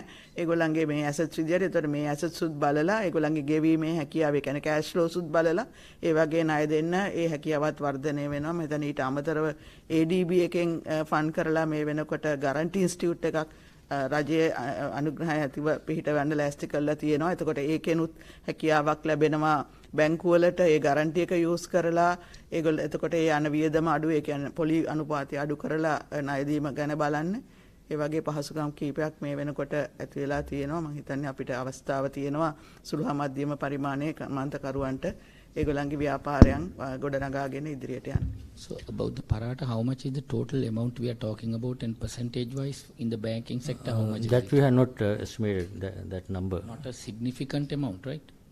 No, that I think the law is just asking to suspend for 6 months until 15th of December about certain loans that they had taken some time ago. I think that is not very clear yet. Law has to be passed. Governor has there's a world ADB, I think banking sector restructuring, some budget support loans and some things that have to be done. Will this Parata thing complicate that? And also if this business recovery unit, when loans pass through that, madam, is there any provisioning benefit that the banks might get in terms of stage 2 or 3 when they do that? Yeah, so those accounting requirements and all, we have said that it has to be in discussion with the Chartered Institute because there are accounting standards relevant. So those things will also have to be followed and that will happen. On the policy-based loan, there are certain actions I think the government has already implemented. We have not seen any kind of a discussion on with regard to this Parata thing. With that, this is done by the government, Minister of Finance. So we are also involved in the discussion, but we have not seen any impact. No?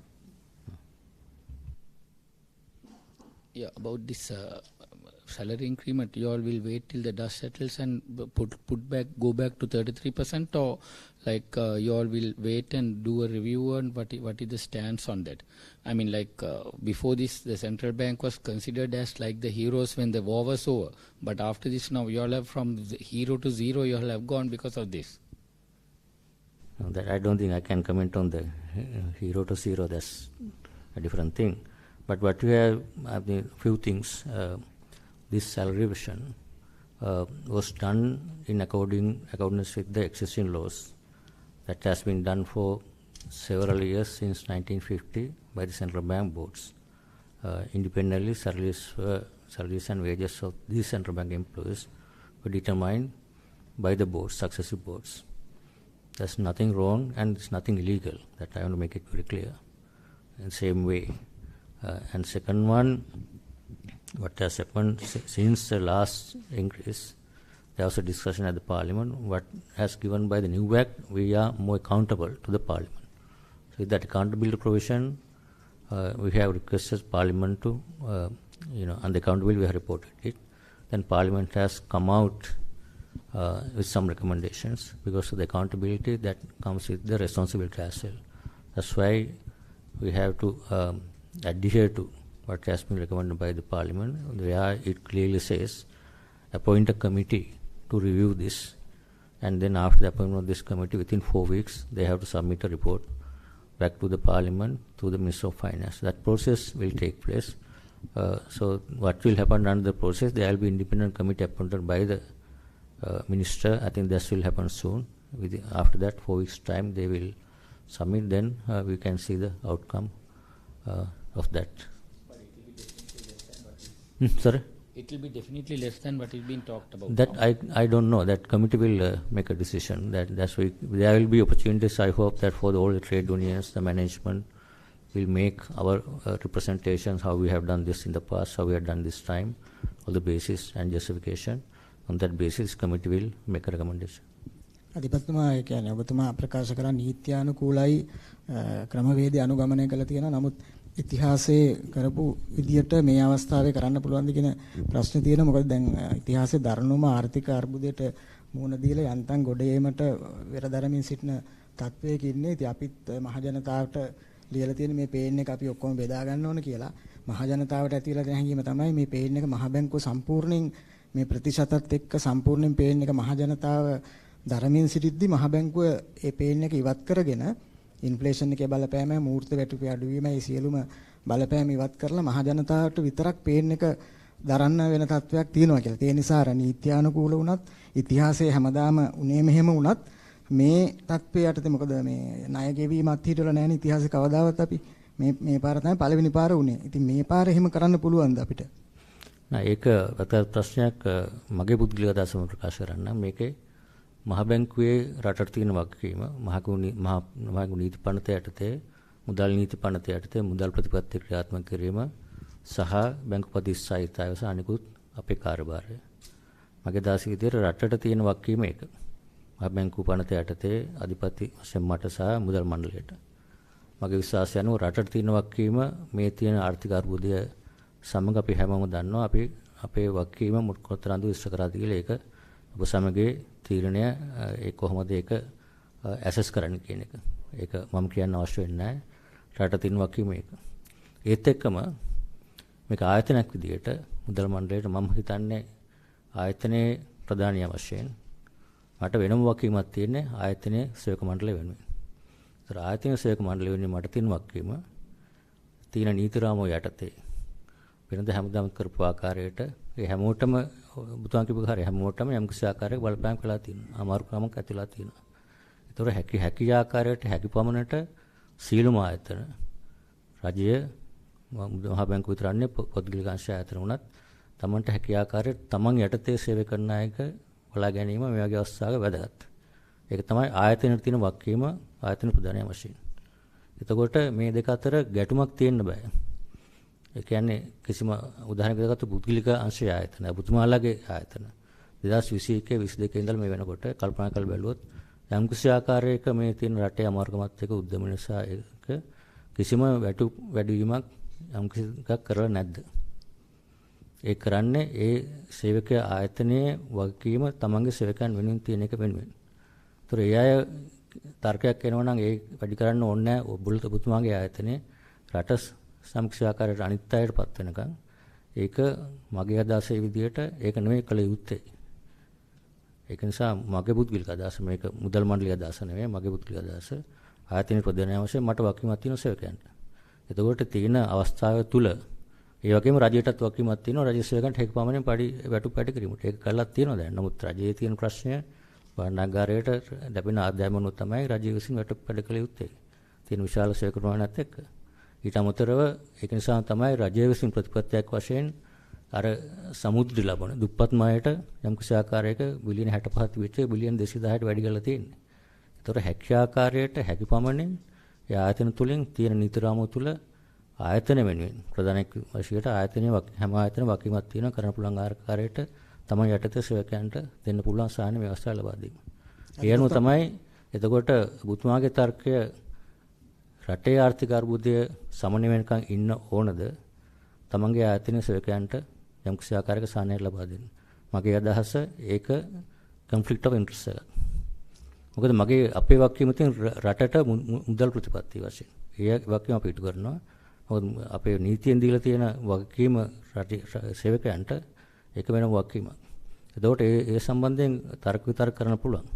ඒතර ඔය කියන එක බැලුවොත් කොයි කාලේ වෙනකන්ද මහ බැංකුව ඉන්න ඕන වැටුප් පැටි කිරීමට. ඒ වෙනත වැටුප් පැටි කිරීම ප්‍රමාණය ගැන සාකච්ඡා කරන්න පුළුවන්. ඒක වැඩිපුර වැඩි කරාද අඩුපුර වැඩි කරාද ඒක නිසා තමයි වගකීම තියෙන පාර්ලිමේන්තුවේ. ඒක නිසා තමයි පාර්ලිමේන්තුවේ වගකීම යටතේ වගවීම යටතේ ඒගොල්ලන්ගේ ඒකට අහුම්කම් දීලා පාර්ලිමේන්තුවෙන් කිව්වාම අපි නැවතත් ඒකට අනුගත වෙලා කරන්න සූදානම්. මේක ගැටලුවක් නැහැ. ඒක වගවීම යටතේ මිසක් අපිට තියෙන සේවකයන් තියෙන වගකීම ව්‍යාකාරයම පාලනය කළා තමයි මගේ අදහස. අධිපත්‍යමයි කියන්නේ වැටුප් වැඩි කරන්න ඕන කියන එක ගැන මම හිතන්නේ කිසිම ප්‍රශ්නයක් නැහැ කාටවත්. වැටුප් වැඩි වෙන්න ඕන අනිවාර්යෙන්.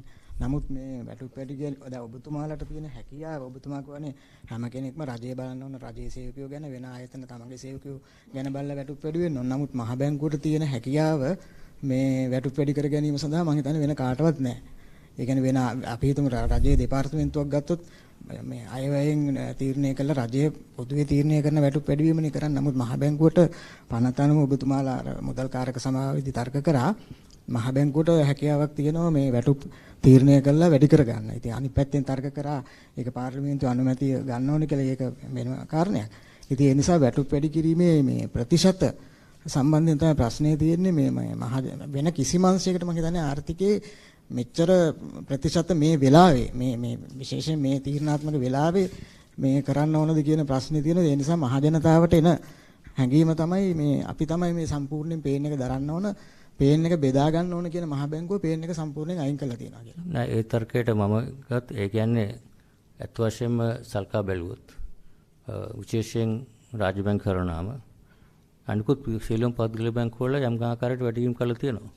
ඒක කරන්න පුළුවන් කලින් කරපු ආකාරයට මහ බැංකුව විතරක් රාජ්‍ය ආයතනයක් විදිහට දැන් ඔබතුමා කියන විදිහට වැටුප් වැඩි කිරීම ප්‍රශ්නයක් නෙමෙයි වැඩිකරු ප්‍රමාණය. එතකොට අපේ වැඩිකරු ප්‍රමාණය තියෙන්නේ කලෙක්ටර් ප්‍රමාණය අවුරුදු 3කට සැරයක් විතරක් කරන්න පුළුවන්. නැවත මේ 3කට පස්සේ නැවතත් ආය 3ක් වෙනකම් කරන්න බෑ මේක. ඒක තමයි තියෙන කාර්මික ශ්‍රාව පවත්වා ගැනීම තියෙන උපකරණයක්. මේක හැමදාම තිබිච්ච එකක්. ඒතර මේ අවස්ථාවේදී අනිකුත් ආයතන වැඩි කරා මේ වෙනකොටත් මීට වඩා වැඩි ප්‍රමාණයක් වැඩි කරාද නැද්ද කියන එක ගැන ඇත්තම අලුතෙන් කමිටියට කියලා තියෙනවා. මේ ගැන සර්වේයක් කරන්න, මාකට් සර්වේයක් කරලා බලන්න මහ බැංකුවත් එක්ක සංසන්දනය කරනකොට අනිකුත් වෙළඳපොළ තුල.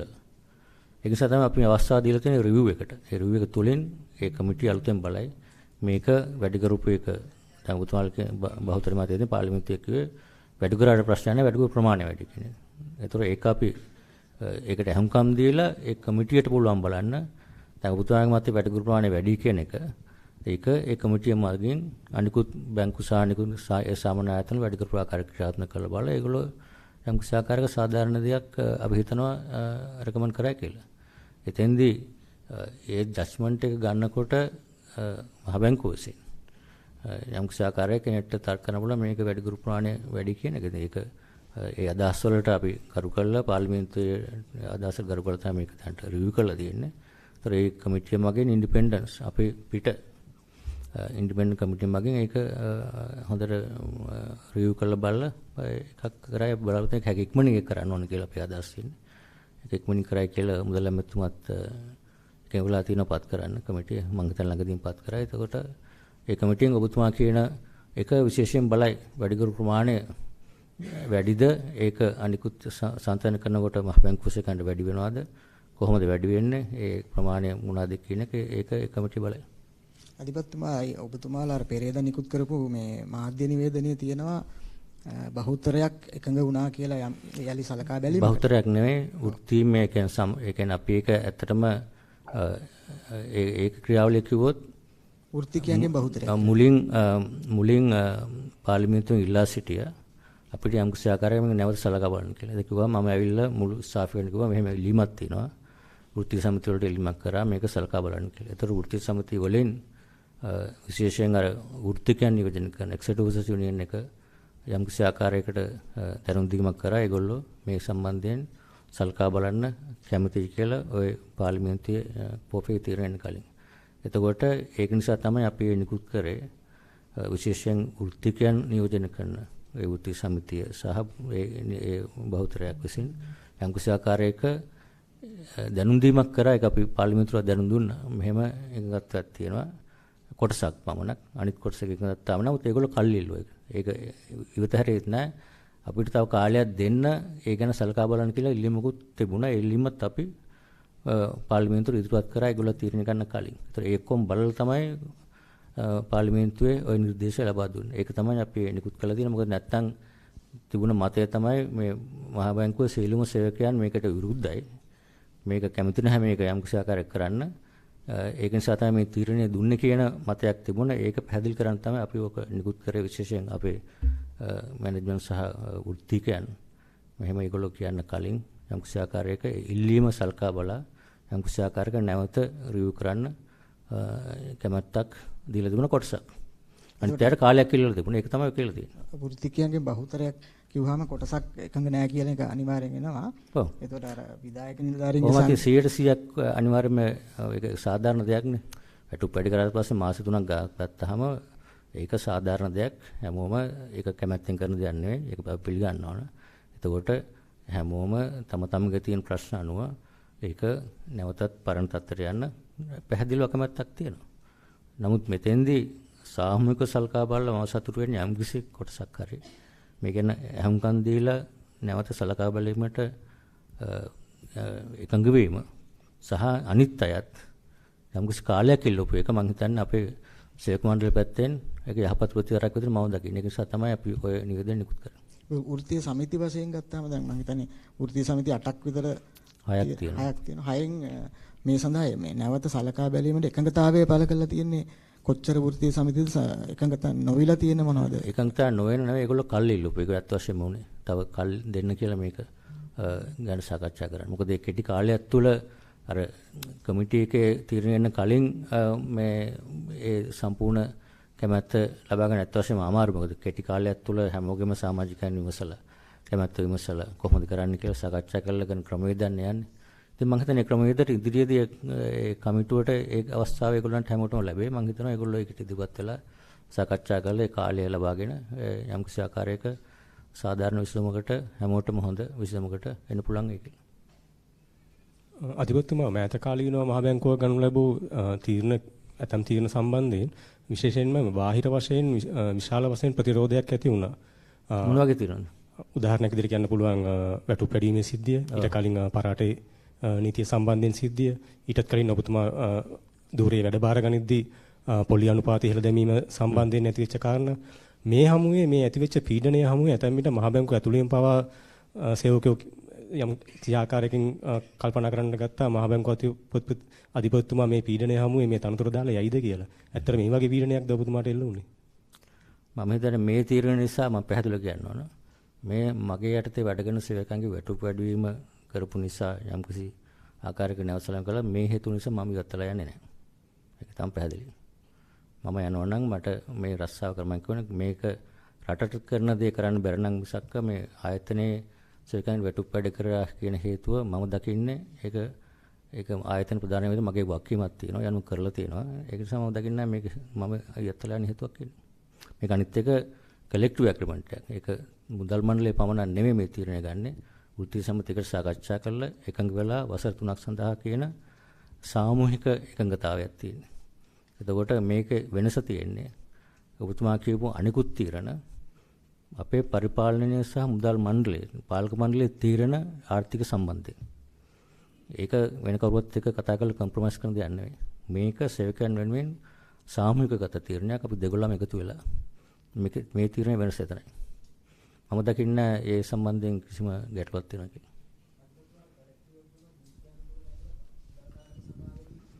මේ පැත්තෙන් තරකයක් ඉදිරිපත් වුණා අපි දන්නේ නැහැ ඒක කොහොමද කියලා. ඉතිහාසයේ කම්කරු දෙපාර්තමේන්තුවේ ලියාපදිංචි කරලා නැති බව ඇත්ත. නමුත් නීත්‍යානුකූලකත්වයේ කොහොමද කියලා පස්සේ ඔබතුමාලා සොයලා බලලා දැන් කොහොමද? ඒක අත් වශයෙන්ම සොයලා බැලුවා. ඒක මම හිතන්නේ අපේ නීති අධ්‍යක්ෂතුමියත් මෙතන ඉන්න පුළුවන්. ඒකෙන්දී අපි බලපු එක තමයි ඒක තියෙන්නේ කලෙක්ටිව් ඇග්‍රීමන්ට් එක ලියාපදිංචි කළ හැකිය. ෂැල් කියලා නෙමෙයි මේ ඒක ඒ දෙපාර්ශ්වයේ කැමැත්ත අනුව ලියාපදිංචි කරන්න පුළුවන්. ඒක අනිවාර්යයෙන්ම කළ යුතු මිසක් කළ යුතුම දෙයක් නෙමෙයි කළ හැකිය කියලා තමයි නීතියේ තියෙන ඉන්ඩස්ට්‍රියල් ඩිස්පියුට් ඇක්ට් එක යටතේ අපි ඒක බැලුවා. ඊට පස්සේ ඒක නිසා තමයි මම හිතන්නේ ඊට පස්සේ පාර්ලිමේන්තුවේ ඒ පබ්ලික් ෆයිනෑන්ස් කමිටි එකෙත් ඒක ඉතින් ඉදිරියට සාකච්ඡා කරාට ඉතින් ඉදිරියට ඒ ගැන යම්කිසි නිර්දේශයක් ආවෙ නැහැ අපට. ඒක ඉතින් ඒ පාර්ශ්ව දෙකේ කැමැත්ත අනුව ලියාපදිංචි කිරීමක් ඒ අනුව ඉන්ඩස්ට්‍රියල් ඩිස්පියුට් ඇක්ට් එකට දෙකක් තියෙනවා. නමුත් නීත්‍යානුකූල නොවේ කියන එක ඒකෙන් වෙන්නේ නැහැ කියන එක තමයි අපිට නීති පැත්තෙන් දුන්න උපදෙස්.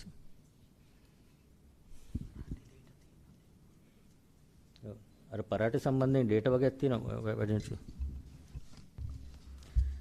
අපි බැංකුව වලින් කලෙක්ට් කරගත්තු විදිහට පහුගිය අවුරුදු 5 පරාට එක්සිකියුෂන්ස් 2263ක් තමයි වෙලා තියෙන්නේ. ඒකේ වටිනාකම බිලියන 113යි 114යි. එතකොට අපි ඒක ගත්තොත් ඒ පර්සන්ටේජ් එක ගිය අවුරුද්දේ අවසානයේ තිබුණ ලෝන් ප්‍රතිශතයෙන් 101යි. ඒ වගේම අපි අර ස්ටේජ් 3 ලෝන් ඒ කියන්නේ මේ කල්ගිය ලෝන් අර NPL රේෂියෝ එකට ගණන් ගන්න ලෝන් ගත්තොත් ඒකෙන් 108යි. ඉතින් ඊටාම අඩු ප්‍රතිශතයක් තමයි මේ පරාට එක්සිකියුෂන් වලට ගිහිලා තියෙන්නේ.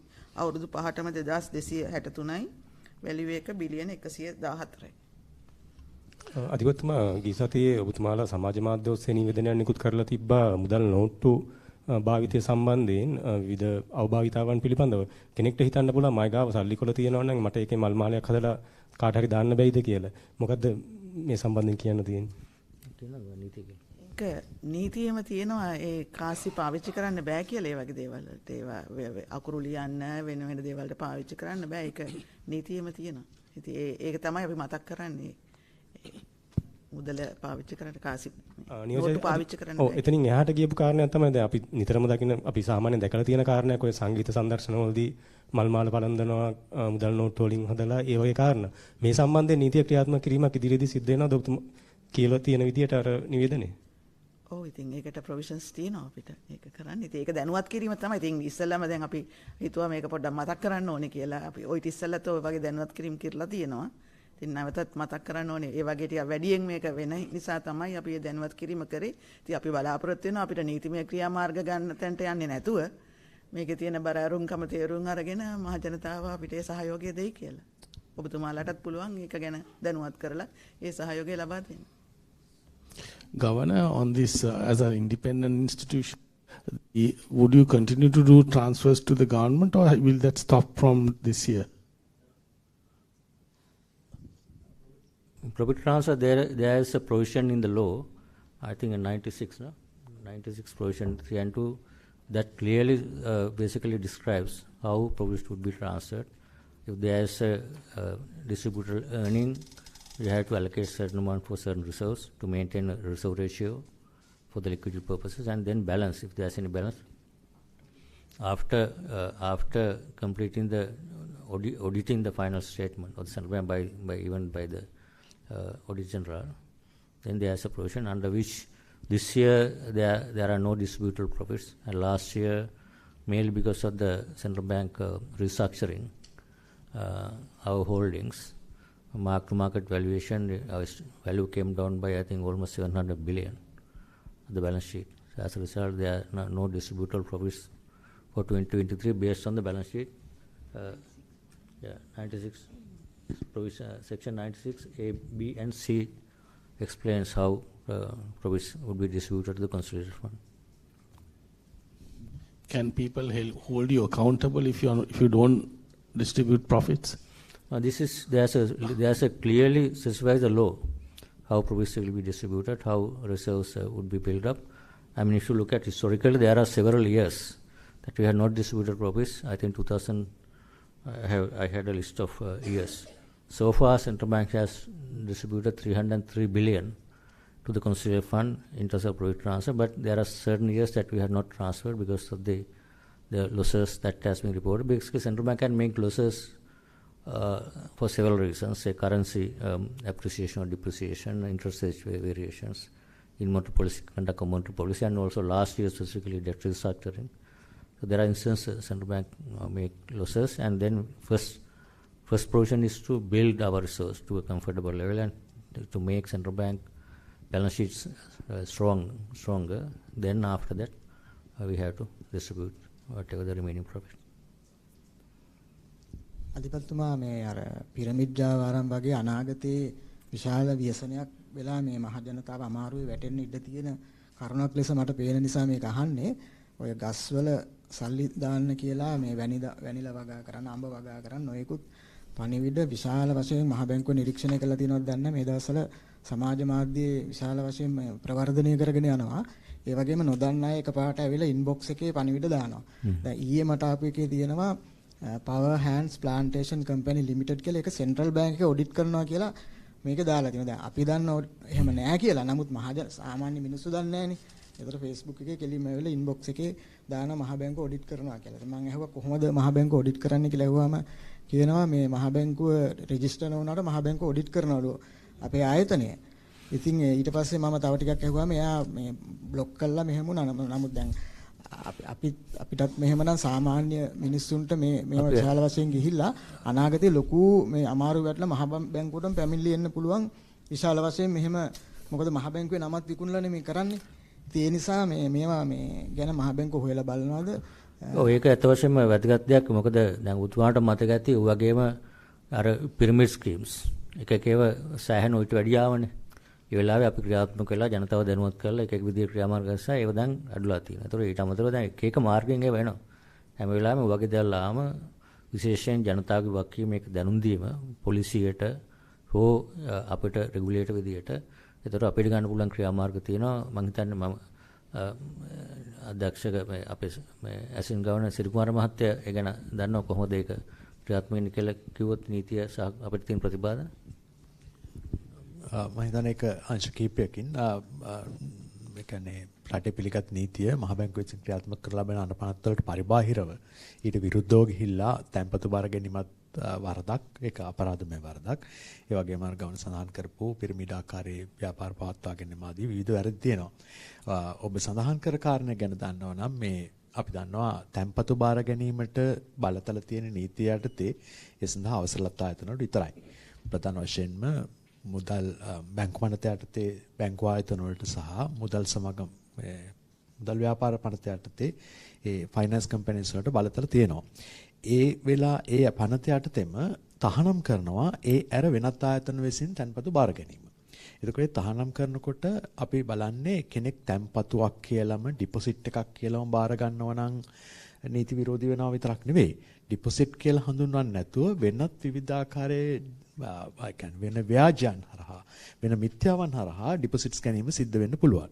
එන් එක ආකෘතියක් තමයි ඔබ කියපු ආකාරයේ යම්කිසි ආකාරයක වගාවකට ආයෝජනය කරන්න කියනවා. එහෙමත් නැත්නම් වෙනත් ආකාරයක වත්කම් වලට ආයෝජනය කරන්න කියනවා. එහෙම කරාය කියලා ඒක නීති විරෝධී නොවී යරින්නේ නැහැ. ඒකත් අර පනත යටතේම වරදක් වෙනවා. ඉතින් ඒ වගේ ආයතන, ඒ වගේ යෝජනා ක්‍රම, ඒ වගේ දේවල් සම්බන්ධව ශ්‍රී ලංකා මහ බැංකුව නිරන්තරම අවදීන් ඉන්නවා සහ පරීක්ෂණ කරගෙන යනවා. මම දන්නවා දැන් ඊයේ පෙරේද වෙනකොට මම දන්න විදියට මූල්‍ය නොයතන බැංකු නොවන මූල්‍ය ආයතන අධීක්ෂණ දෙපාර්තමේන්තුව ඉතා විශාල ප්‍රමාණයක් මේ වගේ දේවල් ගැන තොරතුරු හොයමින් තියෙනවා. දැන් ඔබ සඳහන් කර ආයතන සම්බන්ධවත් මම දන්නවා අද වෙනකොටත් ඒ අය තොරතුරු සොයාබලමින් ඉන්නවා. ඒ තොරතුරු අපි ලැබෙන සලසලා තියෙන අයට මේ මොන ආකාරයෙන් කරත් නීති විරෝධී වැඩේ නීත්‍යානුකූල වෙන්නේ නැහැ. ඩිපොසිට් ගන්නවා කියලා බෝඩ් එකක් තියෙන්න ඕනේ නැහැ. ඩිපොසිට් ගන්න වෙනත් විදි වලින් කරත් ඒක වරදක් විදියට අපි දකිනවා. ඒකම තමයි අනිත් දේවල් සම්බන්ධත්වයේ නීති විරෝධී යෝජනා ක්‍රම. ප්‍රවීණ ක්‍රිකට් ක්‍රීඩකයෙක් මේ කියනවා මේ 154ක් දෙනවා කියලා ප්‍රතිලාභ. දැන් පොලි අනුපාතත් අඩුයිනේ. ඒ නිසා මේ 154ක් දෙනවලු වාර්ෂික ප්‍රතිලාභ ඒ ගස් භවන ඒවට ආයෝජනය කරාම ඉතින් තැම්පතු කියලා නෙවෙයි ආයෝජන කියලා තමයි ගන්න. ඒතර මගේ එකේ දුරකථන අංකක් තියෙනවා. මමත් කැමතියි පැමිණිල්ලක් දාන්න ඔබතුමාලගේ අංශේ. ඔව් මම හිතන්නේ බොහොම කැමැත්තෙන් පැමිණිල්ල බාර ගන්නවා බැංකුව. අපි බලන්න ඕනේ එක එක යෝජනා ක්‍රම 9න් විතරක් නෙවෙයි අපි බලන්නේ. ඒ යෝජනා ක්‍රමයේ තියෙන කරුණු සලකලා බලලා ඒකෙන් නීතිය උල්ලංඝනය වෙනවද නැද්ද කියලා බලනවා. ඒ කියන්නේ ආයෝජන වශයෙන් විවිධ ව්‍යාපාර වාර්තක යන මිනිස්සුන්ට පුළුවන්කම තියෙනවා.